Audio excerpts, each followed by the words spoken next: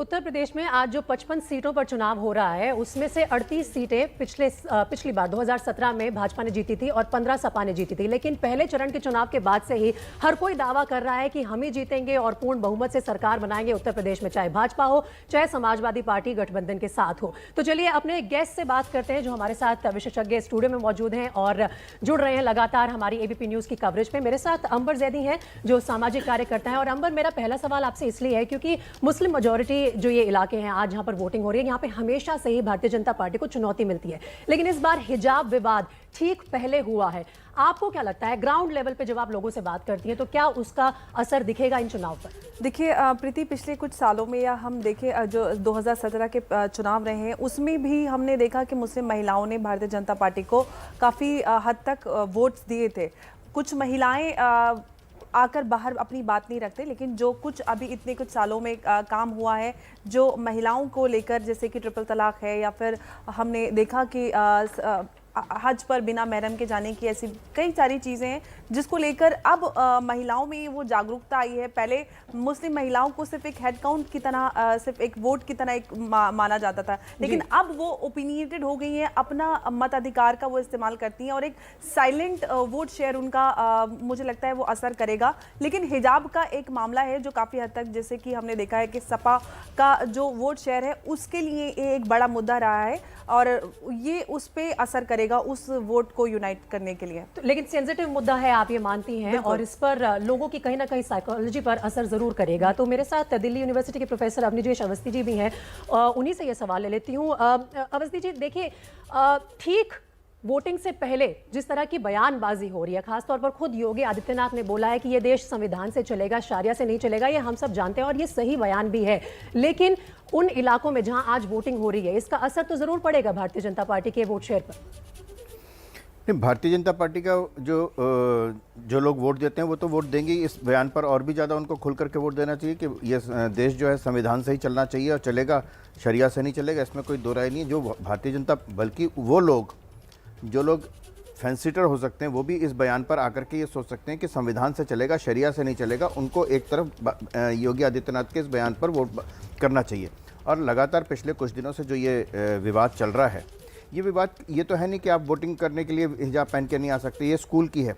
School में हो, वकील हो, डॉक्टर हो, नर्स हो, एयरफोर्स हो, सैनिक हो, पुलिस हो, यहाँ सब जगह यूनिफॉर्म चलती है। ये कौन लोग बना रहे हैं मुद्दा?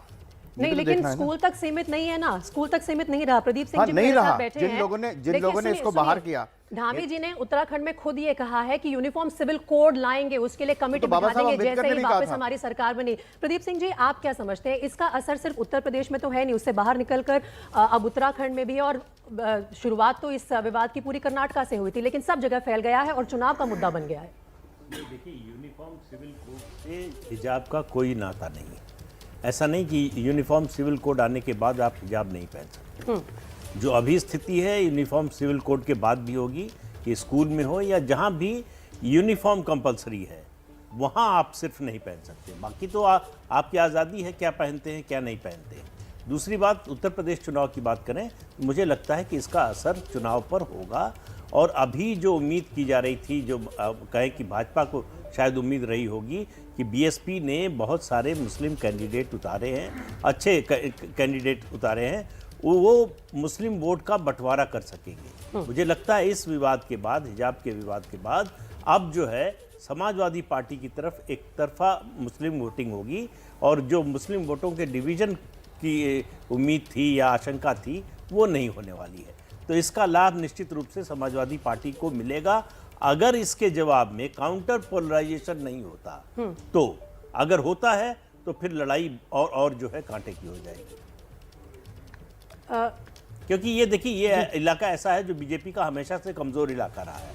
यहाँ बीजेपी की जीत के लिए दो ही आधार बनते हैं, एक मुस्लिम वोट का डिवीजन, या फिर अगर कंसोलिडेशन है तो उसके जवाब में काउंटर पोलराइजेशन।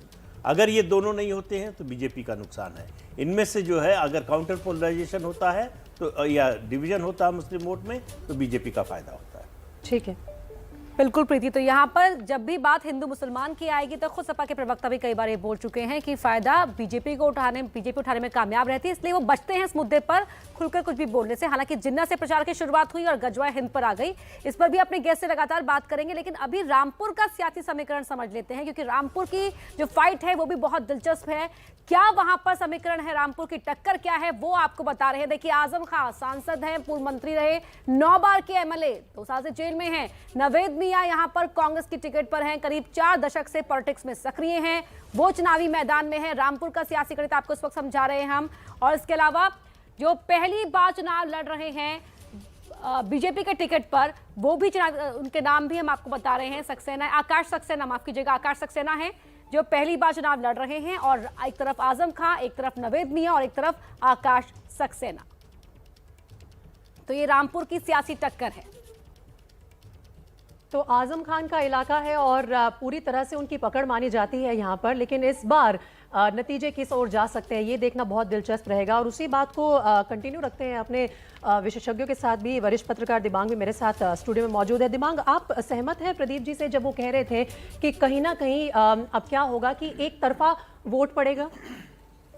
जी हाँ, इसमें पोलराइजेशन की संभावना है। देखिए, जब जब एक इशू को हाईलाइट किया जाता है तो उसके जवाब में पोलराइजेशन होता है, वो ज़रूर हो सकता है, लेकिन उसका एक काउंटर पोलराइजेशन भी हो सकता है। और जिस तरह से बीजेपी इस मामले को उठा रही है और लगातार एक मामला ढूंढ रही है, तो लगता है उनको कहीं ना कहीं ये मामला एक मिला है जहाँ पर वो आकर ठहरे हैं। ये एक तरीके से अगर आप देखें चुनाव को दूर से, अगर दिल्ली से देखें, तो एक तरीके से ये हमारे लिए एक ट्रेजेडी है कि आप ऐसा मुद्दा ढूंढ लेते हैं जिसमें आप पोलराइज करते हैं चीज़ों को और वोटों को अपने पक्ष में कर लेते हैं। बहुत बड़े मुद्दे हैं और बेरोज़गारी बड़ा मुद्दा है। और अगर आप देखें, इसी महीने सरकार ने माना है, संसद में ये कहा कि 2020 में 3500 युवाओं ने आत्महत्या की बेरोजगारी के चलते। 8,72,000 नौकरियां सरकार की जो हैं वो पड़ी हुई हैं। यही वो उत्तर प्रदेश है। 62 पीएन्स की नौकरी, यानी पीएन जो अर्दली की नौकरियां 62 निकली थी। 5वीं क्लास का उसमें ज़रूरत थी, 5वीं क्लास पास, और 90,000 लोगों ने अप्लाई किया था। 3500 लोग उसमें डॉक्टरेट और पोस्ट ग्रेजुएट किए हुए थे। तो एक बहुत बड़ा मुद्दा है। बड़े मुद्दे गौण हो जाते हैं, पर चुनाव में भड़कने वाले मुद्दे, बेरोजगारी के मुद्दे को इलेक्शन ईव पे खुद मायावती ने भी उठाया, अखिलेश ने भी उठाया।